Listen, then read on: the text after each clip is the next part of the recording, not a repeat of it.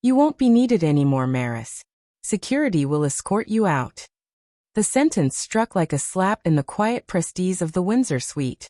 12 CEOs sat in a flawless oval, polished pens hovering above memorandums of understanding worth $1.9 billion. Amber light glinted off the rims of crystal water glasses, the air charged with that rare blend of formality and anticipation that comes when months of negotiation are about to crystallize. I had arranged every detail. Name cards balanced to soothe egos, menus tailored to cultural tastes, interpreters stationed discreetly. This was my room. And yet, Damien Cross stood in the doorway with the smirk of a man convinced he owned it. He didn't lower his voice. He wanted the entire room to hear. Out of the corner of my eye, I caught Mr. Takahashi, the Tokyo CEO, giving me a faint nod. It wasn't pity. It was acknowledgement. He knew something. I had poured 15 years into this company. Years of red-eye flights and hotel rooms where the minibar was dinner. I'd missed my parents' 50th anniversary for a Zurich summit no one else could have saved. I could negotiate in Mandarin without an interpreter and prevent million-dollar missteps in German. My work wasn't ceremonial. It was the link between cultures, contracts, and trust. Damien was the opposite of everything that link required. Where I listened, he bulldozed. Where I prepared for every contingency, he staged photo ops. He had been in his position barely 18 months, writing on deals I'd secured long before he could spell memorandum. I once overheard him say the company needed someone younger, hungrier. Now, in front of a dozen of the world's most powerful decision-makers, he was turning that cruelty into spectacle. I didn't rise right away. My gaze fell to my chair, my place, now bearing Damien's leather folio, open to his notes, as if he'd been rehearsing this coup for weeks. The heat in my cheeks wasn't embarrassment. It was the sharp realization that the precision I'd brought to this event was now the very weapon being used to oust me publicly and irreversibly. When I finally stood, I felt every eye on me. The room's warmth had turned to winter. I didn't walk out immediately. Perhaps it was defiance. Or maybe it was the gravity of 15 years pressing on my shoulders, forcing me to remember the cost of them. 15 years ago, I was a junior coordinator with a blank passport and half-formed language skills. Nights were spent drilling flashcards, mornings on conference calls across time zones I couldn't yet track without a map. By year 3, I could pivot from English to Mandarin to German in one conversation, catching subtleties that kept contracts from collapsing under cultural missteps. My victories weren't the kind with ribbon cuttings and champagne, but the ones forged in grit. The 23-hour Shanghai negotiation sealed minutes before the deadline. The Zurich summit that pulled me from my 20th wedding anniversary, because no one else the Swiss trusted would finalize the draft. My marriage didn't survive the years of airports and boardrooms. The company did. That was the line between me and Damien Cross. I built trust quietly, brick by brick, in multiple languages and countless currencies. Damien built an image, tailored suits, sound bites for internal newsletters, a presence that looked sharp in photos but crumbled under pressure. Where I saw deals as bridges, he saw podiums. I thought back to last year, sitting across from Henrik Woolmer. The CEO of a Berlin-based tech consortium had once leaned toward me during a coffee break and said, "If your name weren't on this, I wouldn't sign a single page." It wasn't flattery, it was the truth. The deal only closed because both sides trusted me to protect their interests. And yet, months later, Damien stood on that very stage, accepting an internal Global Excellence Award for that same project. A project that had been moments from collapse until I spotted a mistranslation in the penalty clause at the last possible moment. He never mentioned me. He didn't need to. The applause rolled over him while I sat in the back, hands folded, knowing I had just saved him from his first true professional disaster. Now, standing in the Windsor suite, that memory burned hotter than my humiliation. I wasn't here because I had failed. I was here because my success had become inconvenient to him. Damien's ambush hadn't been born in an instant. It was the arrogant coup, a scheme months in the making. Small, calculated jabs disguised as strategic shifts. The first time he used the phrase younger energy, it was over coffee in the executive lounge, delivered with the faux nonchalance of someone testing boundaries. The second time, it became a fresh face for the brand, tossed into a budget meeting as if my years of expertise had suddenly expired. By the third, it had evolved into refreshing our leadership image, a polite but unmistakable dismissal no one dared to contest. I'd been in the industry long enough to recognize the signs of a brewing takeover. What I hadn't expected, what still burned in my chest, was that Damien wouldn't wait for a clean handover. He wanted a spectacle. And he chose his moment with precision. Today wasn't just any meeting. It was the day a dozen CEOs from around the world had gathered to sign a $1.9 billion partnership. The cameras would be in the hallway, assistants at the ready, stakes sky high. He didn't want me quietly replaced via a Monday memo. He wanted my erasure to be part of his grand debut in front of the most powerful audience possible, with just 20 minutes to go before the meeting began. My phone buzzed. A message from Clara, one of the few assistants I trusted. He's brought her. She's in the hall waiting. I didn't need to ask who. The so-called strategic hire, Damien, had been grooming to take my seat. I stared at the message, the words blurring for a moment. Anger rose fast and hot, but years in negotiation rooms had taught me the discipline of stillness. Fury had to be banked, controlled, aimed outward. I straightened my jacket, reviewed the seating plan, and continued setting the briefing packets as if nothing had changed. Inside, the heat of rage pressed against my ribs. Then another notification lit my screen. An email forwarded to me by mistake weeks earlier. Damien had accidentally copied me. The subject line turned my stomach. Photo capture leadership refresh Windsor event. The body outlined the photographer's position for the perfect wide shot of the incoming lead, replacing the outgoing. Outgoing meaning me. I had seen my share of cynical power plays, but this was humiliation, planned and choreographed down to the frame.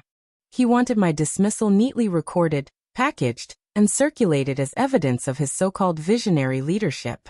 In that instant, the sense of powerlessness was almost tangible. Nothing I did could stop him from stepping into that room and staging his grand takeover. But beneath the burn of my anger, I held on to a colder reality. He was walking straight into a trap he didn't even know existed. And all I had to do was let him. I had long suspected Damien would try something like this. What I didn't know was the timing, or how brazen he'd be. That's why the diplomatic clause existed. The idea had been planted 6 months earlier, during the first tentative talks for this deal. I'd seen too many negotiations collapse because of sudden changes at the top. A handshake meant nothing if the person making it vanished the next day. So I wrote a clause that protected both parties. If the named principal liaison was replaced or removed before final signing, every memorandum of understanding would be instantly void. Simple. Neutral. It didn't name me outright, but in every draft I was the liaison. Of course, I couldn't frame it as self-protection. That would have raised suspicion. Instead, I presented it as a gesture of respect for each CEO's time and resources. I tailored my language to my audience. Soft, persuasive Japanese for Mr. Takahashi, crisp, exacting German for Henrik Fulmer, and the layered nuance of Mandarin for Li Wei. I explained it wasn't about personalities but about continuity. When you invest months of work, you deserve to know the person you trust will be there until the ink is dry. One by one they agreed. Some saw it as insurance against corporate politics. Others liked the subtle leverage it gave them. Damien? He approved the drafts without a second thought, far more interested in the branding designs than the legal fine print. The clause sat buried in paragraph 14 under mutual obligations, a section he never read beyond the heading. I still remember when Mr. Takahashi lingered on a call, his voice low in my earpiece. If he tries to push you out, we walk away, all of us. There was no bluster, just certainty. It was the kind of loyalty you can't purchase. Earned only through years of showing up, deal after deal. So, standing in the Windsor suite as Damien staged my public removal, I didn't flinch. I didn't argue. I didn't even look at him. Because while he believed this was his moment of triumph, I knew better. The act of removing me was the trigger. The clause wasn't a hollow warning. It was binding law, signed by every leader in that room. In a single sentence, Damien had just erased $1.9 billion from the table, and all I had to do was watch it unfold. But the diplomatic clause was only the first safeguard. The second was smaller, far more personal, small enough to rest in the palm of my hand. Every document on that table looked final, thick with clauses and signed by each CEO. But they were only binding in appearance. The true enforceable versions required one final element: my encrypted digital signature. Without it, those papers were just costly stationery. That signature didn't live on any company server. It was stored on a hardware security token no bigger than a house key, locked in my leather shoulder bag. I carried it everywhere: Zurich, Tokyo, Sao Paulo. And even today, the system had been my idea, born after a near catastrophe 3 years ago when a rival firm tried to sneak in a falsified. I had secured the approval while still on the move. The signing protocol I'd developed with our legal team was airtight. My token inserted, my passcode entered, and the system would authenticate and timestamp the contract instantly. Any unauthorized attempt to access the files would trigger a full capture of the intrusion, complete with traceable data, sent straight to my personal attorney. That token's weight was a quiet reminder in my bag as Damien strutted around the Windsor suite. He assumed today's spectacle would define me, that stripping me from the room stripped me of power. But power doesn't disappear when you step outside. It travels with the trust you've built. And I still held the last unbreakable link. I could picture the day this safeguard was conceived, a year earlier, in my lawyer's corner office. She'd leaned forward, voice steady. The day he tries to cut you out, this will be your shield. They can't terminate your signature. Now, watching Damien shuffle packets like a card shark in a fixed game, I nearly smiled. He could install his chosen replacement in my seat, pose for the cameras, and flood internal channels with talk of new leadership. But without my key, without my code, the deal was locked shut. The CEOs knew. Their counsel knew. And Damien was about to find out. I didn't have to raise my voice. I didn't have to interrupt. My leverage wasn't loud. It was exact, invisible, and absolute. In a sea of paper, I was still the ink. When I rose from my seat, the air in the Windsor suite cooled. No words, no protest, just a deliberate push of the chair back into place. That silence spoke a language only those fluent in boardroom politics could interpret. Pens lowered. Contracts were quietly closed, stacked. Eyes met across the oval, subtle and sharp. Damien either didn't notice or misread it entirely. Sliding into my chair with false ease, he flipped through the packet as though the position had always been his. "Let's proceed," he said, all rehearsed assurance. For the first few minutes, he clung to generic talking points, trying to revive the momentum I had built. But momentum is delicate, it runs on trust, and the trust in that room had shifted with me. The CEO from Oslo was the one to break the facade, leaning back with calm authority. "Mr. Cross, could you explain the scope and application of Clause 17? That number wasn't just a clause. It was the fulcrum balancing risk across 12 jurisdictions. I had crafted it, negotiated it, and defended it through 14 rewrites. Damien had never been present for a single one of those debates. I watched the split-second freeze, the subtle flicker in his gaze as he searched the page for any thread to grasp. "Well," he began, "Clause 17 concerns the scope." Without her, Henrik Fulmer of Munich cut in, his German inflection sharpening each syllable. "And who ensures our terms are upheld?" It wasn't a question for discussion. It was an accusation. Small, deliberate motions rippled around the table. The CEO from Singapore shut her leather folio with a soft but final snap. Across from her, the Sao Paulo delegate capped his pen, placing it dead center on his notepad. The Oslo executive didn't shift his gaze from Damien. At the edge of the room, the change was subtler. Two interpreters stationed behind their clients all morning, quietly collected headsets and notepads. Without a word, they moved to the door. A moment later, a legal assistant followed. The click of the door closing seemed unnaturally loud. Damien's voice faltered, sentences unraveling into half-thoughts. Pages turned too quickly, as if speed could disguise lack of command. The silence was anything but empty. It brimmed with calculation, with unspoken verdicts, with the dawning certainty that this meeting wasn't moving toward a signature, but toward collapse. I stayed where I was, a few steps back, bag over my shoulder, hands lightly clasped. I didn't have to speak to be understood. In rooms like this, silence is its own dialect, and right now it was saying everything. The first walkout. The quiet ended not with a cough or shuffling papers, but with the slow scrape of a chair leg against marble. The Oslo CEO rose deliberately, smoothing his tailored jacket. His face was unreadable, his tone surgical. As per the diplomatic clause, he said evenly, our memorandum is void. Without the named liaison, there is no agreement. The words weren't loud. They didn't need to be. They struck like a gavel at the center of the table. For a beat, Damien didn't react, as if he could steer past them by pretending they'd never been spoken. We can still proceed, he began, gesturing to the documents. We have consensus on the... But Oslo was already closing his folder, sliding it into his briefcase.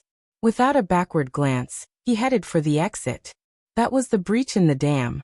The Sao Paulo CEO rose, muttering something in Portuguese to his aide before following.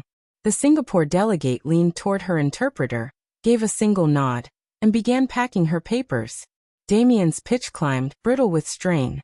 If we could all just stay seated, we can resolve any concerns. No one answered. I stayed still, hands folded, bag at my side. This was no longer my fight.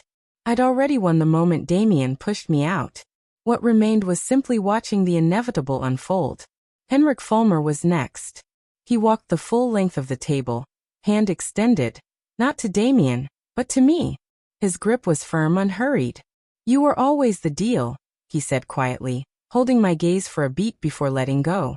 It was acknowledgement, not only of my work, but of trust earned over years and borders. Damien heard it. I saw the flicker behind his eyes. Anger, maybe panic. At the far end, the Toronto CEO rose without taking her pen. She left it lying in the center of her open folder. Tip turned away, an unspoken signal in certain circles. A pen left behind meant the deal was permanently dead. Damien saw it too. He moved toward her, voice catching. We can fix this. Just give me. The door shut behind her before he could finish. One by one, chairs emptied. Tension drained into hollow space. On the table sat untouched glasses, abandoned headsets, and the fading echo of footsteps down the marble hall. I didn't smile. Not outwardly. But beneath the calm mask I'd worn all morning, there was a quiet, steady satisfaction. The kind that comes when truth needs no defense because it's already walking away. Total collapse. I was halfway down the corridor when I heard the first raised voice. I didn't need to turn to know it was Damien. Sharp, brittle, the tone of someone who has already lost control. I slowed, glancing at my phone while his words carried from the half-open conference doors. Get legal on the line. Now. Chairs scraped. A speakerphone clicked to life. Through the gap, I caught our chief counsel's clipped tone. Damien, without the named liaison's participation in the final signing, Clause 14 voids the agreement. Without her encrypted signature, the system cannot authenticate the contracts. Silence, just long enough for me to picture the look on his face. Then his reply, low and taut. We'll override it. You can't, the lawyer warned. It's hard-coded. Any attempt to bypass it will trigger legal alerts. Silence followed, then the faint click of a laptop opening, and a groan I knew too well. He'd seen it. The message I'd expected. Final signature missing. Contract void. I inhaled slowly. This was the part of the game I never needed to play out loud. An email notification pinged, sharper than the others. I didn't need to look. My gut already told me it was trouble. Moments later, a junior staffer slipped out. Phone pressed to their ear, whispering to another as they passed. The fragments floated back to me. From Oslo, to the board, won't work with instability. Too perfect. I lingered near the elevators, out of sight, catching shards of Damien's frantic orders. Draft a statement. Market stability. Strong leadership. No one says void. No one says withdrawal. His voice kept climbing, as though volume could bend reality back into shape. But reality was already sprinting ahead. The PR lead exited, pale-faced, clutching her notepad like armor. Another staffer followed, murmuring about checking with their team. Footsteps faded. The hallway thinned. When I finally stepped into the elevator, I could still hear Damien pacing, words tangled with desperation. The doors closed, cutting him off entirely. I allowed myself a small, private smile. I didn't need to witness the chaos to picture it. Years in negotiation rooms had taught me the rhythm of collapse. And in that rhythm, I heard the truth. He hadn't merely lost the deal. He'd handed it to me. Outside, the cold air bit sharper than expected, slicing through the adrenaline still in my veins. I walked down the granite steps, lighter with every step. The deal was gone for Damien. For me, it was simply evolving. Halfway across the plaza, my phone buzzed. Takahashi, CEO Tokyo firm. I stepped aside, letting a stream of pedestrians flow past. Mari-san, his voice warm, stripped of the formality he used on conference calls. I believe you've heard what happened inside. I have. Good. We'd like you to act as our direct advisor for the next phase, not as an employee of your company, but as an independent with full negotiating authority and the budget to match. Independent. Full authority. Those weren't just terms, they were a declaration. That's generous, I said carefully. It's earned, he replied. Without you, there's no trust. And we need trust. We spoke a few minutes longer, sketching the outline of my new role. The pay exceeded anything I'd earned under Damien.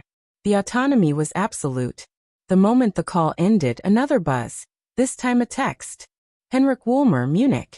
If you're available, we'd like you to lead our side of the venture. Same conditions, only if you're in charge. 2 offers in under 10 minutes. My pace slowed. This wasn't just salvaging my career.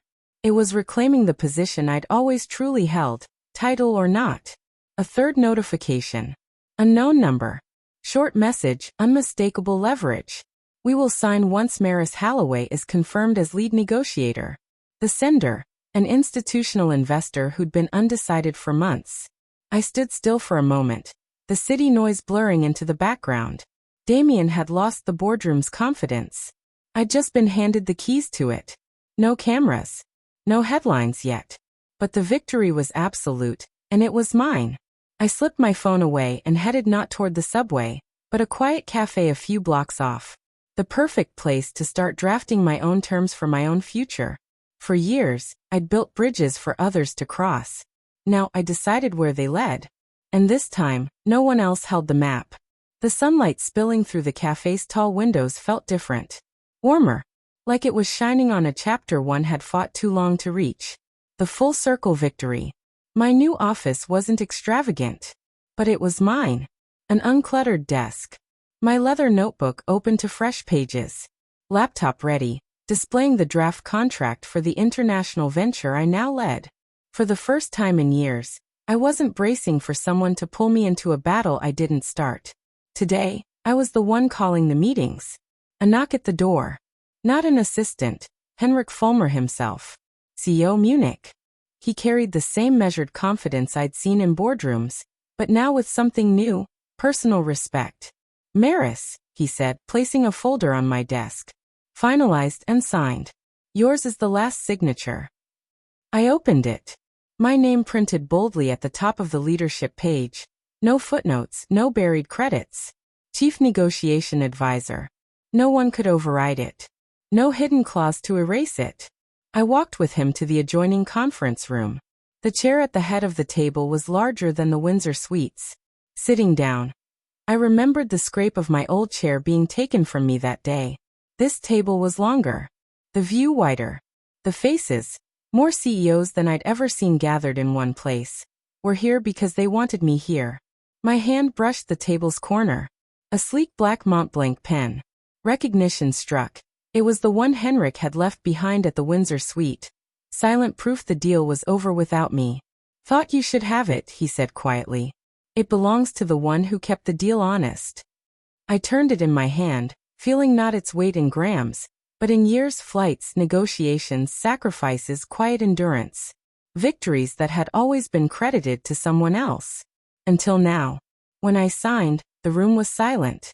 No cameras. No applause. Just the pen on paper, fixing my role in ink no one could erase. I capped it, set it down gently.